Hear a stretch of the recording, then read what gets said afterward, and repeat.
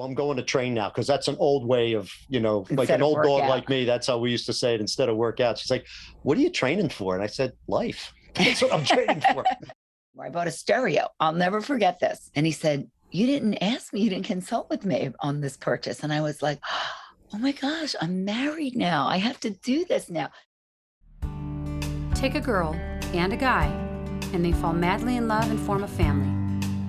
Sprinkle in some counseling degrees and a doctorate, a dream of transforming relationships as we know it. And 20 years later, we give you power couple Dr. Ray and Jean Ketkodian. And this is Couples Synergy.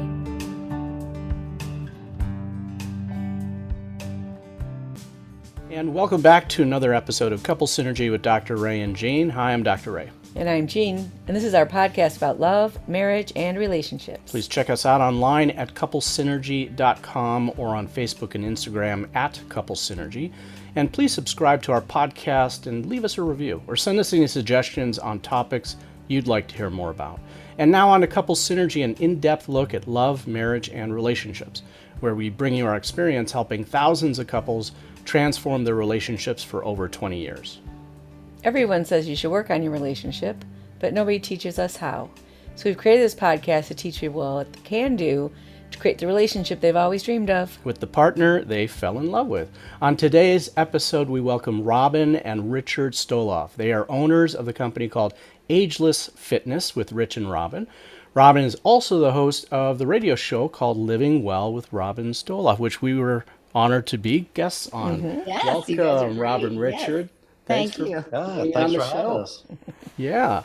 So, we definitely want to learn more about Ageless Fitness, but before we do that, why don't you guys tell us a little bit about yourselves? How old are you, and how long have you guys been together? You're asking our age. Wow, right out of the chute. Well, Okay. This is an audio podcast. Right, we don't care. 59 and 61. I am every day of it. Yeah. Yep. And and we've been together a long, long time. Yeah. How many years? Well, I was 23 and Robin was 21 when we met, as we just said a little bit ago, in a gym. So that's how we first laid eyes on Tell each us the story of how you met. I was actually working as an assistant manager in a gym. I had just gotten out of college. I had a exercise physiology degree, and this cute blonde came in looking for a job as an aerobics instructor. And it didn't take much for me to convince the manager that we had to hire this girl. And that's kind of how we got to know each other, and we became friends, and then, everything blossomed from there. So we met at the right time. What'd you guys do on your first date? Wow. Oh, well, I remember this. At the time, I had a stick shift station wagon. Wow. Who the heck has a stick shift station wagon? But I picked her up at her house and we start going. She says, how do you use one of those things? And I said, you're going to find out. So we switched seats, and she proceeded to burn out my choke about 30 yards down my clutch about 30 yards down the road. And then we swapped seats. And, I think we went out stopping and starting the whole way down the street. I went to a chiropractor the next day to get all the kinks out of my neck. And I was like, why do people do this? That was the first date. Yeah. So what did you guys think about each other when you first met each other? She was just adorable. And we just clicked. We really became friends before anything else happened. It was, our senses of humor meshed. I think our kind of drive in life meshed. And it was real easy. Sometimes you're on a date and things are quiet and you're kind of looking at the other person and say, what can I say to either impress this person, or what can I say to get out of here? Or, what can I say? And with Robin, it was just, I remember we'd chat all night. And it was very easy. So it was like friends. But and we were friends to begin with, because when you work somewhere, it's supposed to be, you don't date anyone that you work with, kind of thing. So in the very beginning, for at least several months, we were just kind of friends. But I always liked him. I always say, when I first met him and I walked into the gym, he was training somebody. And when I shook his hand, I got like a tingly feeling up my arm. Mm-hmm. I just liked him. He just had a great way about him. And, it was just great that I got hired, because who knows if I would have ever seen him again. So it was just kind of, I guess, just meant to be. Yeah, it was kismet. How long did it take before you knew this was your person? Oh, wow. Well, we knew each other for a few months before we even really started dating. But I think once we really started dating, and the sparks started flying, I knew pretty early on. And the funny thing is even though I knew pretty early on, we dated for 10 years before we got married. So It was a whirlwind romance. yeah. Wow. It was just crazy. But, it was right for us because we were both kind of building a career. And then I kind of changed things after a while in what I was doing. And so did Robin. So it gave us time to kind of grow together before, we made like the big commitment of, getting engaged and that type of stuff. But, I loved her pretty early on. I can say Yeah, that I for my kind of family. knew like a few months into it. I just knew. You just know, you just have a feeling. But we were so young and, we're just getting our careers off the ground. And I actually moved away we met in the Philadelphia area and I moved to New Jersey, which is about an hour and a half away. So I always joke and say, we only saw each other on the weekends for 10 years. So I always say it's really only equivalent to about 3 if you add it up. So that's all we really saw each other 3 years worth. But it was nice. We really look forward to seeing each other on the weekends. He would come down, lived at the shore near the beach. So we spent a lot of time doing that. And then we finally got married 10 years later. And Was that difficult for either one of you? Did one of you want it sooner and was wondering what was happening? Or were you kind of No. both in agreement? I don't think so because I came from a background, like I said, exercise physiology, and then I owned a gym. And then after doing that for a number of years, I decided I wanted to go to law school. So, it was a change, but, I ran my gym during the day and that's paid for law school at night. And then thank God things worked out. So I think, and Robin was building a career that she was doing. So it kind of worked out for us. It's not like I'd say this is the way everybody else needs to do it. And we've talked about that before. But it worked out for us because it let us both kind of grow into, our careers. And then when we finally did get together, as far as getting engaged and married, we were a little more solid. We had, we had some miles behind us together. We knew each other and we started to be, a little better off all the way around. So I think we grew up, to be married at 21 or 22 is really young. And I just feel like we needed that time. That may work for other people. Oh, yeah, it works for a lot of people. I mean, it's funny. It's kind of this dichotomy. Our friends were having kids younger and they were married and we were dating and going on vacations and, living carefree for about 10 years. Then we got married and started having kids. And as their kids got older, we're like, yeah, where are the diapers? And we're too old for this. But, we started late. It all works out.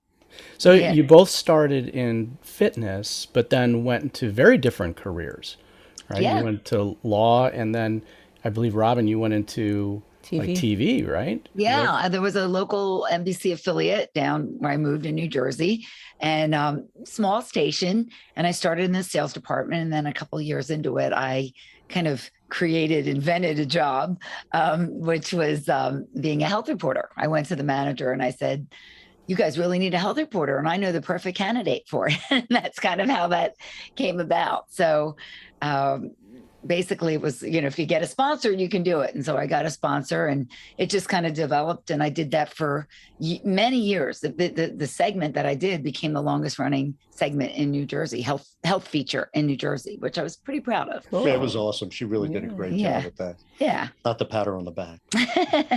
Did you guys live together before you got married? No, we lived, and that, maybe that was, we kind of joked, like maybe that was part of the success is because we really see each other on weekends. I was in Philly, I was running my gym, and then, when running the gym and going to law school at night, it was crazy, but there'd always be the weekends that we'd get together. So, we were kind of chomping at the bit to see each other that way.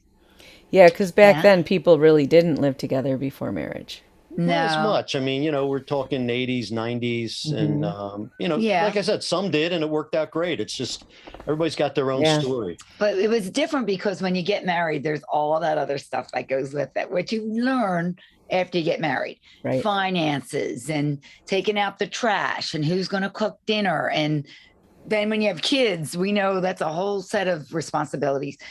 So it was just about fun. We just saw each Yeah. other on the weekends. It was just about fun. So that was I thought it was a great way to date. I thought it was great. All the fun with none of the heavy stuff, So once you guys got married and then started living together in the same space, what Hold kind on, of... let's hear their engagement story. Oh yeah, let's go back to engagement first. All right. Yeah, tell us your engagement story. Well, you mean how we got engaged? Oh, well, I did it during a fight. It was the night of our anniversary, 10 years. It was 10-year anniversary, and Bo, and I'm a big fight fan, and Bo and Holyfield were fighting. And I don't know if you guys ever watch boxing or indoor, but there was a fight called the Fan Man fight, where in the middle of a fight, this guy swoops in Las Vegas into the ring in this crazy fan he had on his back. Totally disrupted the fight. Anyway, that was the night I proposed, and thank God she said yes. And I guess that's the story. It was delayed because the fight was delayed. He wanted to do it sooner. So I got this ring in my pocket. I'm like, this guy's got to fly into the ring tonight, and I can't get the fight. So You should have had him fly the ring in. That would have been great. If I only knew. If I only that would thought have been a about good that. story. Yeah. Except we were in Atlantic City and he was in Vegas. So we were watching on closed circuit. We were at the fight. So why did you decide then? That was the time. Well, I guess it was 10 years, right? Yeah, It's our well, 10th he's year got done law anniversary. school. I finished law school. I had a couple of years of practicing under my belt, starting to get a little more secure in things. And that's when I just said, you know what, I think I'm ready to go. And I think I got the sense that Robin was ready too. We had fun. We dated. We did it more lighter for 10 years. And then I think we're ready to start to build a life together. I think everything we did kind of built up to that.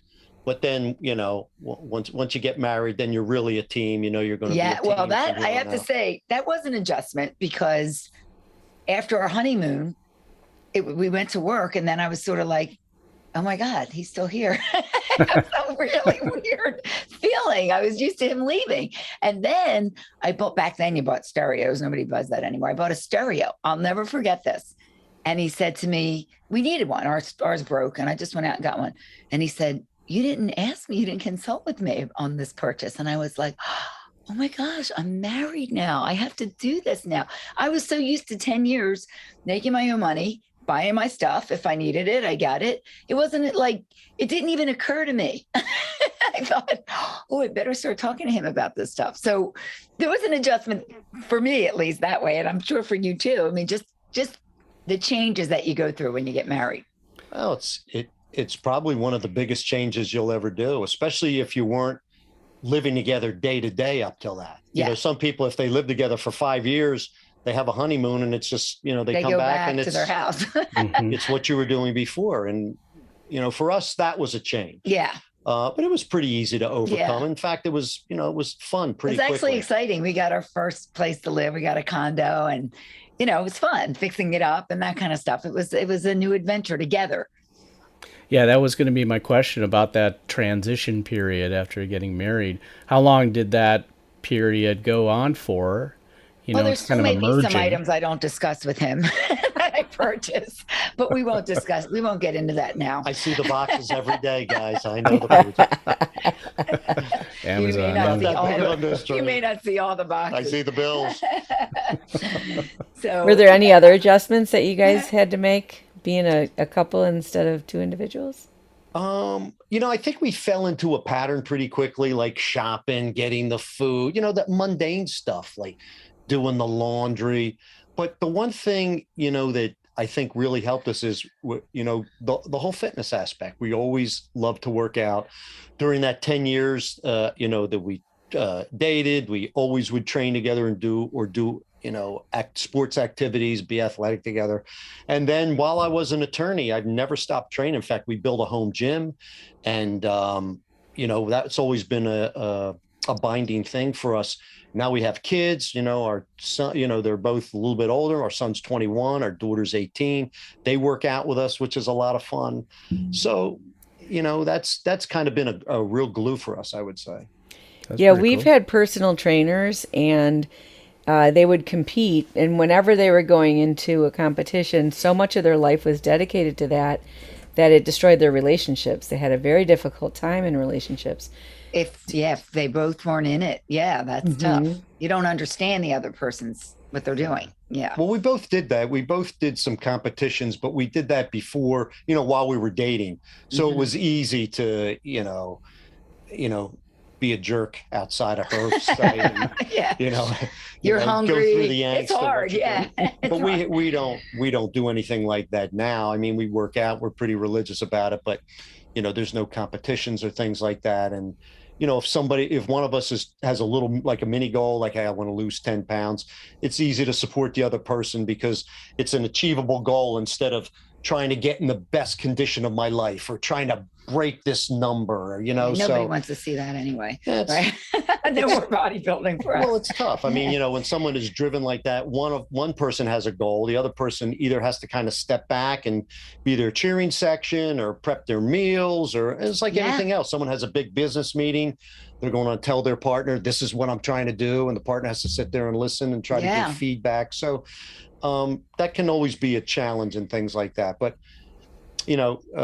other than just the pressures of work and going ahead, we don't have anything like that outside. So there's statistics that say married people are fatter than single people. Fatter. Well, I'll tell you what, when the wife gets pregnant, I think the whole household starts to gain weight. Absolutely. And my mom was a great cook. So if we ate at her place a lot, we would have been, really overweight. But fortunately, we didn't do that all the time. And it's funny, it must have skipped a gene because she was a great cook and I'm an okay cook. But I'm glad I don't know all of her recipes because they weren't the healthiest recipes. And we just cook very basic. That's how we eat. And we grew up in very similar, values wise, very similar families, but different types of eating. He was a lot more meat and potatoes, would you say? And we were a lot more pasta, Italian family, pasta, meatballs, that kind of thing. But we just learned to make, we do grilled chicken, grilled fish. We're very just kind of probably boring eaters compared to what most people eat, but we like it. That's what we like. Now, did you guys stay with your careers as an attorney? And, Robin, I know you're doing radio now, right? Yeah. My TV station closed. I'd still be there if they were there, I'd be there, but they're not. So yeah, I'm doing radio. Yeah. And I continue to practice. I found something that I really like to do. So it's, to me, it's never been a chore to put in the hours. It's always kind of been a challenge. So yeah, I'm still at it. Okay. And throughout your careers, fitness has always been a uniting factor for the two of you. I think so. And I think not only a uniting factor with us and with our kids, but kind of definitely a pivot point for me. It kind of keeps me grounded. And no matter what goes on, if you have that workout and, sometimes I'm at work and if it's stressful, I think, okay, I get to train tonight. Or if I'm training in the morning, you go to bed, what a day, but I get to work out tomorrow. So that kind of blows off the steam. It's something to look forward to. And it just resets your buttons, it kind of, just aims you in the right direction for the next day. So it's been pretty valuable for us. It's totally different from how most people view fitness, right? Most people are like, oh, I have to do this. This is drudgery. I think Rich, and I do too, but maybe him more with the weights, thinks more of it as like a privilege and like you get to do it. And I do, when I used to teach my workout classes before my gym closed, boy, I'm getting a complex here. Everything closes. My gym closed over COVID. I would always say to my class, aren't we thankful that we can be here working out? Aren't we glad we're able to you had to get up 2 flights of steps to get to the fitness room. And I would say there are people that can't even get up those steps. And here we are taking care of our body, taking care of ourselves and being thankful for what we have. And I think both of us feel that way about it. I mean, I play tennis and I do kind of different things, but Rich loves the weights and he'll come home from work, maybe a little stressed, like a long day, go down our basement gym. It's in the basement. And he pops up like, woohoo.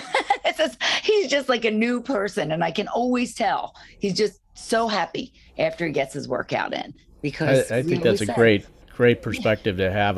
Gene and I were big hikers and avid hikers. And terrific. That's something you have to keep in your head also is that gratitude that you're able to come and see things that a lot of people can't.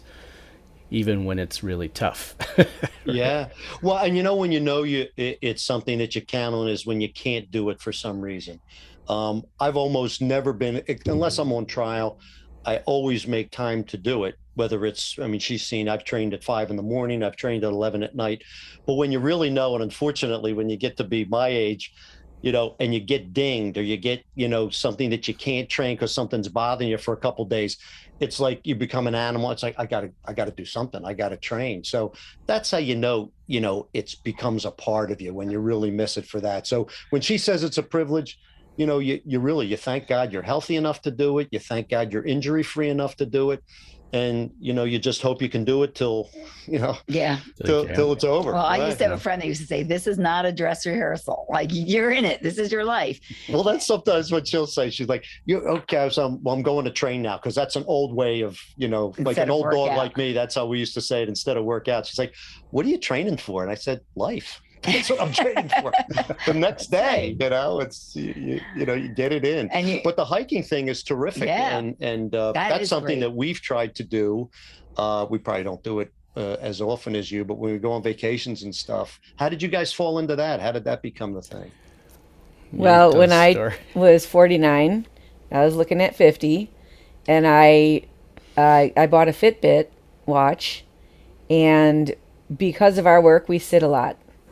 And I was walking about 1,800 steps a day, which is what I found worse than smoking cigarettes or something, they say. And so I'm like, okay, I'm going to commit to hike 1,000 miles. So I had seen the movie Wild by, what was her name? Was She was in it, but Cheryl Strayed was the author of a book. Right. And that's what she did. She went and hiked the Pacific Crest Trail for 90 days. So this turned into, okay, I'm going to do this, and and I have this journal, and I recorded it and all the miles, and it turned into, one of them was a 200-mile hike on the John Muir Trail over 20 days. And so we did all these, every other weekend we would go and we would drive to the Appalachian Trail or somewhere in Kentucky or wherever we could find to get to train. Because we don't live by mountains. Chicago's pretty flat. Yeah. And then on my 50th birthday, we did the last mile in New Orleans. Mm-hmm. Oh, that's great. Oh, my gosh. And then it just kind of, what I find is that it's sort of like a spiral. And if you're doing it, if you're going up the spiral, you're eating healthy, you're working out, and then you miss it when you don't do it. But when you're going the other way, and the less you work out and the less you eat well, the less you feel like it, and that's where it's the drudgery part. So it gets very difficult. So when I was doing that, I think after the John Muir Trail, I had broken my toe and chipped a bone in my ankle, and I still had 400 miles to go. And I was out there, and I would look at how many days, and I'd divvy it up, and it would be like I had to do 6 miles a day. But then I'd miss a day or two for some reason. And then I'm like, okay, now I have to do extra or I have to do more. And it was a really big discipline for me. And it was really, I learned a lot. I learned a lot about life and myself, and we learned a lot about each other because he joined me in it. Oh, that's so great. Which is really difficult because he's doing it for me. So when it got hard, it got rough for us. Yeah. Right, which, for the two of you guys had the same value set right from the beginning about fitness. I imagine that's a lot easier than to be able to, inspire each other, to keep going. I think that's a real important point, Dr. Ray, because if two people get either start at the same time or when they're together, they have that interest. It's not so much one pulling another. And that's a good thing. Don't get me wrong. I think it's great that if one person's into it, they get the other person into it. And sometimes that person's then interest will exceed the first person, But I think one thing that has helped us is it's never been like when we're on vacation, it's never like I want to get up and say, hey, look, let's find a gym and let's work out. Because some of the fun of that is just seeing a new gym or something like that. And it's never, we're on vacation. I don't don't want to work out. You know, she has that interest, and you know, we get along. We're so compatible in so many other ways, thank God. But that's something that's, you know, never been really pulling us apart, that somebody wants to exercise. And if one of us wants to exercise and the other doesn't, it's like, go, you know, get a good workout, see when you're done. It's not that you're leaving me, you know. So we've been fortunate that way. That's great. Yeah. And How much quality time would you guys say you spend together in a week? No screens and no kids, just the two of you. So this is something we've tried to do, and I really credit Robin for this. She really wanted us to get back to family dinners. And, you know, when I was building the career, between everything I was doing, you know, you kind of fall into this habit that, okay, I'm just going to grab something to eat, and the kids will grab something to eat, you know, we'll see each other at some point. But when Robin started stressing, let's try to sit down. We have a rule when we sit there and eat, no phones, you know, so we usually get an hour or so. We're sitting with our kids, talk about the day, and sometimes they'll sneak a phone in there, and I'm like, get that, you know. But for the most part, we really try to stay off of screens, you know, which is everybody calls them. So I can tell you that usually at dinner time, especially on the weekends and almost every night during the week, we have quality time where we sit down and eat. And that's probably our best shot. And then on weekends, we spend a lot of time together. Yeah, you know, over COVID, we all got real chummy with each other, didn't we? Yeah. It's like, go to work. What are you still? Put a mask on. Get out of here. And but I personally feel like I feel a little bit like I fell in, like I started working more from home, and I feel like I'm home more. I feel like we haven't gone out as much. We fell into that. And I really want to try to get back into doing it more. And there's nights we're just like, oh, let's just watch a movie. It's easier as you get a little older, you're tired, you know, Friday night. But I really do want to try to do a little bit more fun stuff, even with our kids, you know, just go to a show or do something different. But a lot of times we spend it like, maybe we'll go to the boardwalk and walk together, or just walk as a family. You know, a lot of the stuff we do is active. We go on family vacations, and we all go to the gym together. So they're really the moments, I think, that we spend the most quality time, don't you? Like being active. I think so.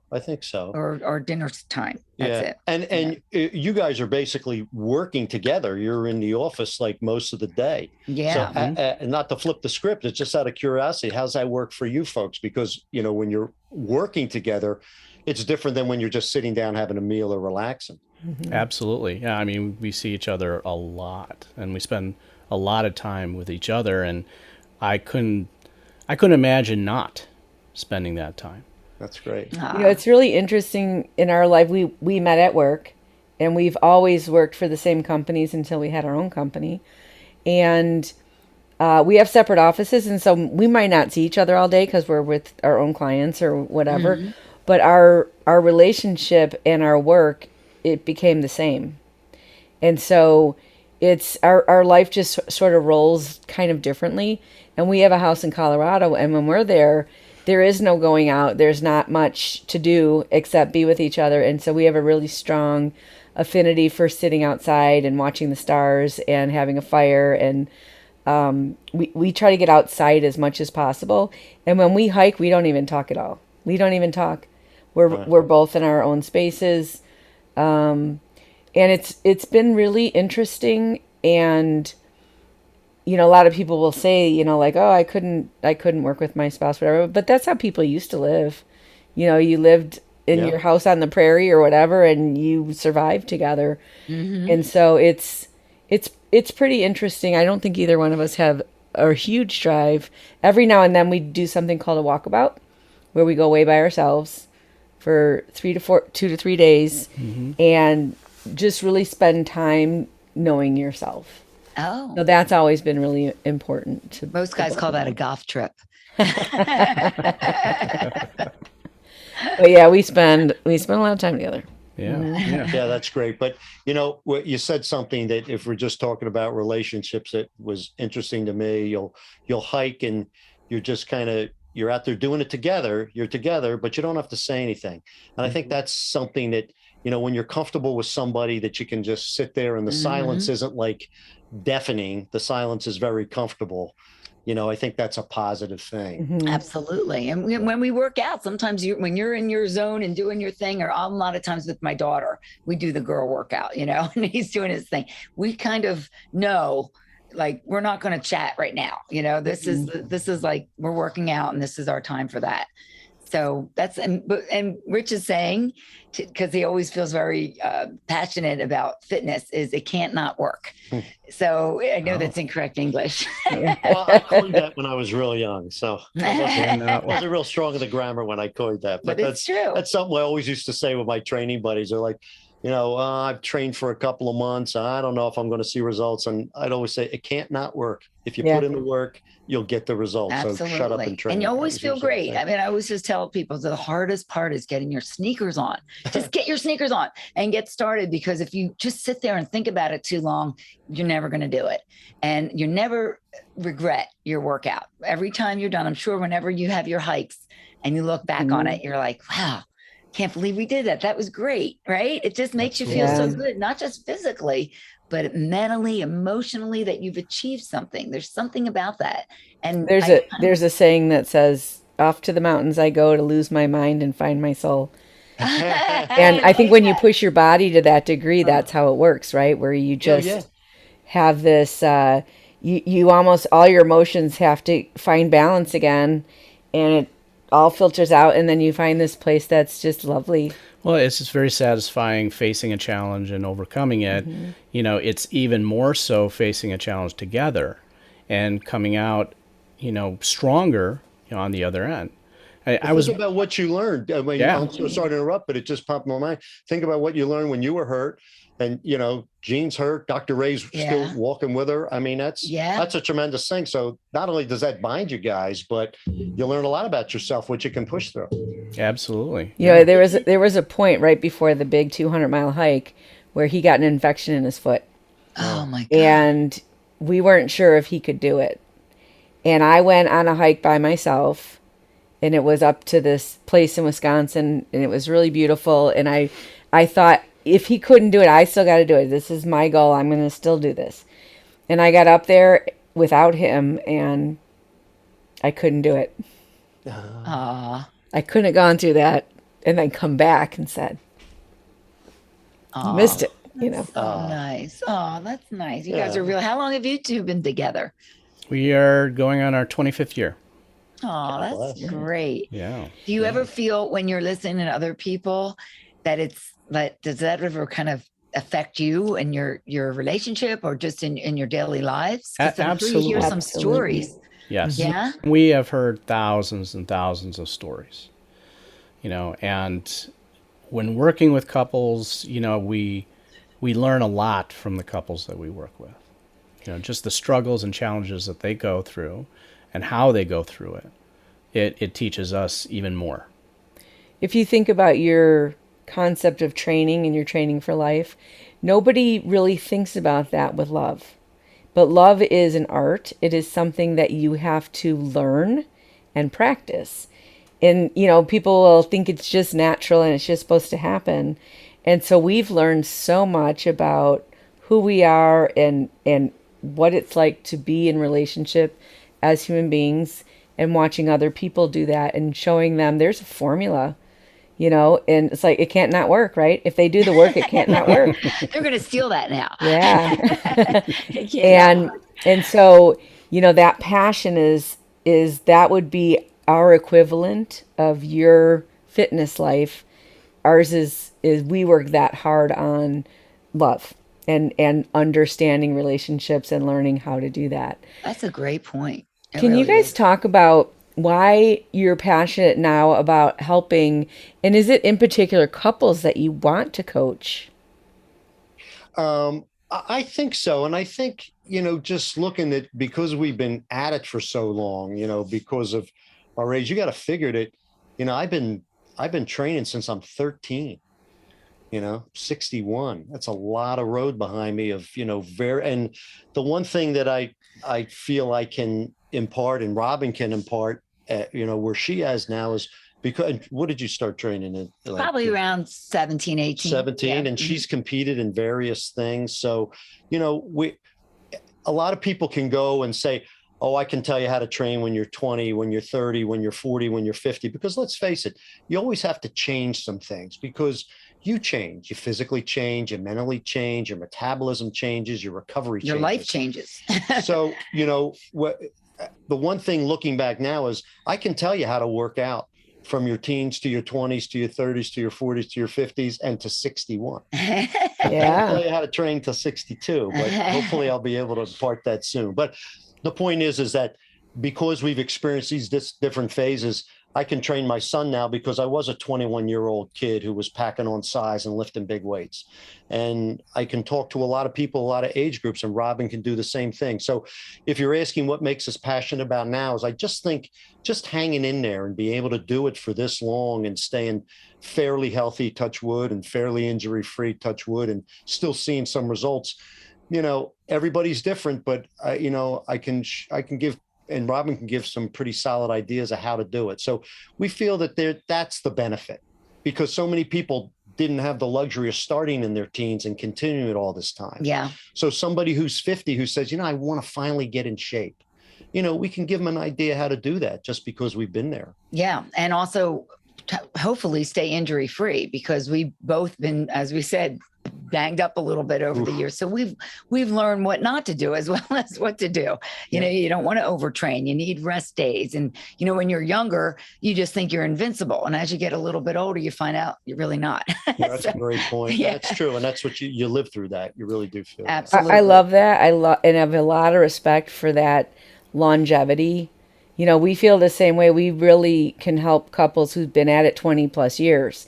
People are in it for 2 or 3 years, and all the phases and all the stages and all the development and the different needs and how things change. And I think there's not a lot of great information about all those different stages. So that is really awesome. Mm-hmm. That's a really and it's kind of like, if you look what you guys did, it's the same thing. I mean, a couple could come to you and they may be in their 50s and just kind of started or freshly married. And, they don't have that long road behind them of 20 some odd years. So dealing with them is different than somebody or a couple that's been together for 20 years and is coming for guidance. Yep. But you have the experience to do it, right? Yep. Yeah. Absolutely. Yeah. And I do like what you said about, why aren't we putting the time and effort into a relationship? When you watch a movie and the people fall in love and they kiss, and then that's the end, there's credits. And what happens after that?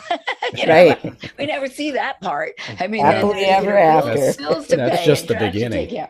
Right. Yeah, I mean, there's just life. The yeah, that is just the beginning. And it seems like this magic poof, like, oh, it's all going to be just great.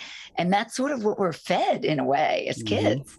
So it really, I think it's kind of unfair in some ways. Like, people should really know before they get into a relationship kind of what to expect. And that's probably what you do as well. Absolutely. Yeah, that would be like taking your 5-year-old and getting them some figure skating lessons, and then poof, they're in the Olympics. Yeah, exactly. It doesn't work. They didn't have to fall down at all or learn anything else or right. develop. Right. And yeah. You talked about being kind of banged up and going through difficult times. Can you guys talk about a really challenging time that the two of you have been through and kind of how you got through it? Are you talking about like through the training, or I guess if you're asking like what our passion is, heck, I've been through the ringer. I've had 2 back surgeries. I've had a shoulder surgery because I was very, when I was younger, I lifted heavy, and, and I didn't always have, like, a lot of what I learned is from trial and error and going through and getting banged up and looking back and saying, I could have avoided some of that.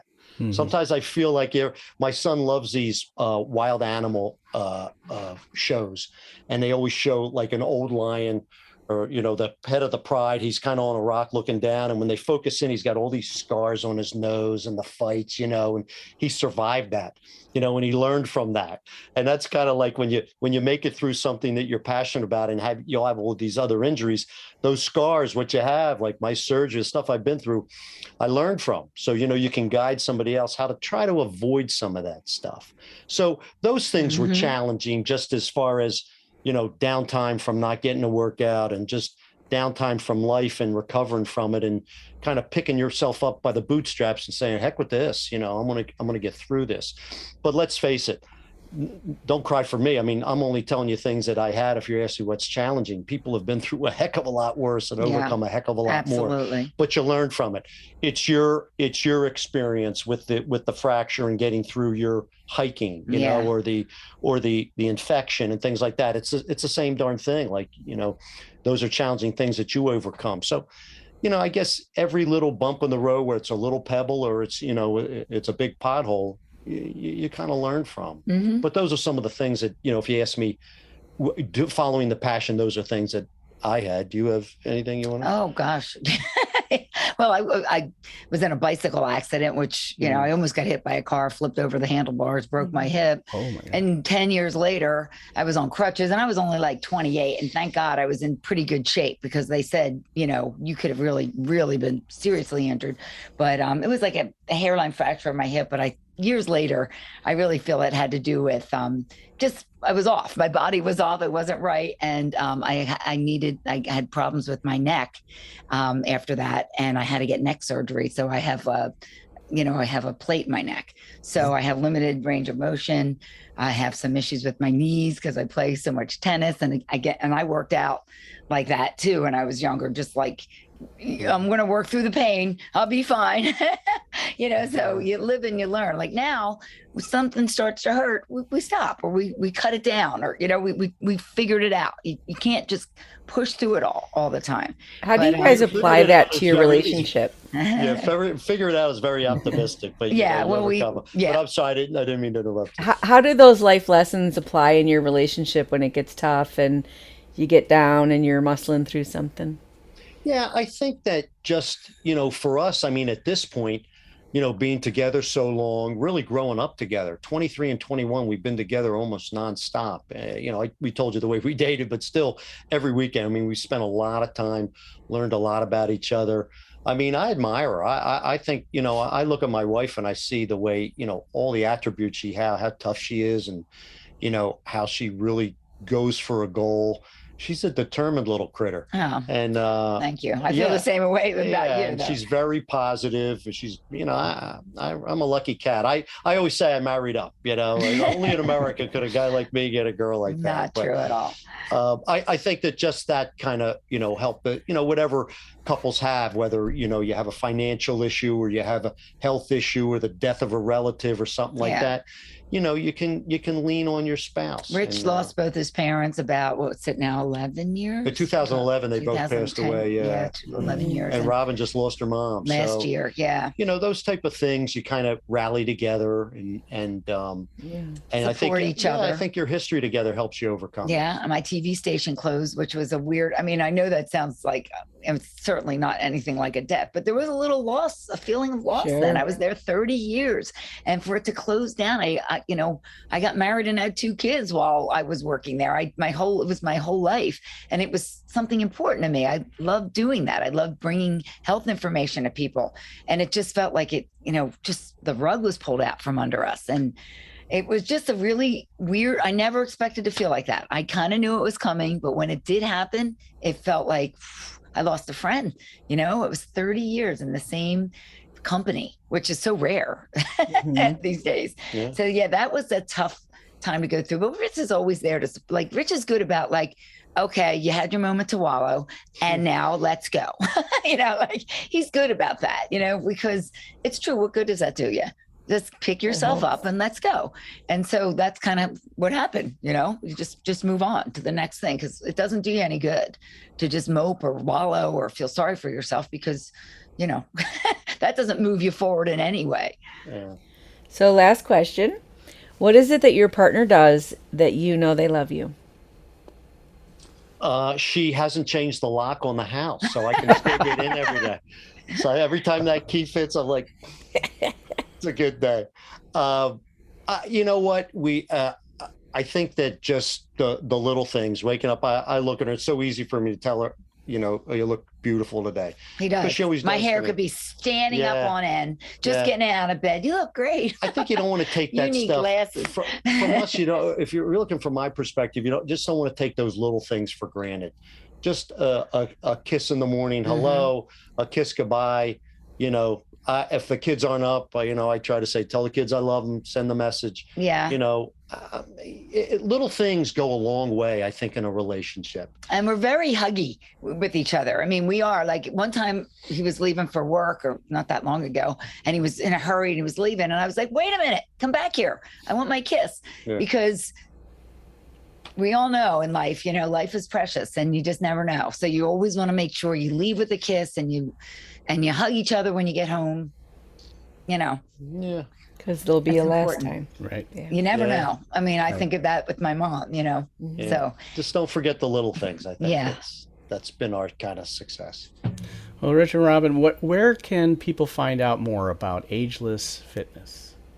it's agelessfitnessteam.com. And we have a place on there. If you have any questions or need any help with your fitness program, just let us know, contact us, and we'll be in touch with you. And we're also, of course, on Instagram and Facebook and YouTube, all over the place under Ageless Fitness, or my channel is Living Well with Robin Stoloff. And is Yeah, this yeah, sure something about people that. I would don't do know any of virtually? What's that? I'm sorry. Is this Yeah. something you guys do virtually? Yeah. Mhm. Okay. So you can work with anybody. Virtually, yes. We'll work with anybody, whether they have a home gym or whether they have a soup can, to work out with, or if they have a full gym that they go to every day, whatever their equipment is, we can work a program for them, and whatever their goal is. Some people want to gain muscle, some people want to lose fat, or do both, or there's guys that want to get bigger, actually. And I never had that goal. I always want to be smaller. But yeah, so we'd be happy to help. And we do, I think it would be nice to focus on couples, because it's a great thing to do together. It's a wonderful piece. It's wonderful glue, a wonderful part of our relationship. And I think bonding. it is Yeah. bonding. And you guys are doing it. I'm impressed, Yeah, with the you hiking are. and everything. That type of thing. It definitely gives you a bind. Thank you. Thank Yeah. you. We will definitely put all of those links in the show notes so that all of our listeners can get in contact with you guys. Thank That's you. awesome. Thank you so much. Yeah, Appreciate you having us on. It was a Really pleasure. great. I Yeah. want to thank you both for being on the podcast. This has been really It's awesome. our pleasure. Sharing stories is ways that human beings have been bonding, healing, and growing since the beginning of time. And we hope that by you guys sharing your story, it's enriched your lives and the lives of our listeners. Definitely has. Appreciate it. Yep. Thank you. We want to thank all of our listeners for joining us today on Couple Synergy. Our passion is in helping couples and people have happy and healthy relationships, and this podcast gives us a fun way of bringing our knowledge and expertise to you, our listeners. For all of you listening, please let us know how you enjoyed the show. If you have any questions, comments, or topic suggestions, please email us at contact@couplesynergy.com. For more information about Couple Synergy and our programs such as Relationship 101, our home study course, the Couples Weekend Intensive, and our premier coaching program called Couple to Couple, look us up online at couplesynergy.com. And if you know someone who could benefit from this episode, please download it and share it. And thank you for listening. Until next time, synergize your life and synergize your love. You have been listening to Couple Synergy with Dr. Ray and Jean Ketkodian. Couple Synergy was recorded, edited, and produced by Dr. Ray and Jean Ketkodian. Voiceover and music entitled Breathe and Let Go was recorded and composed by Gina Gonzalez.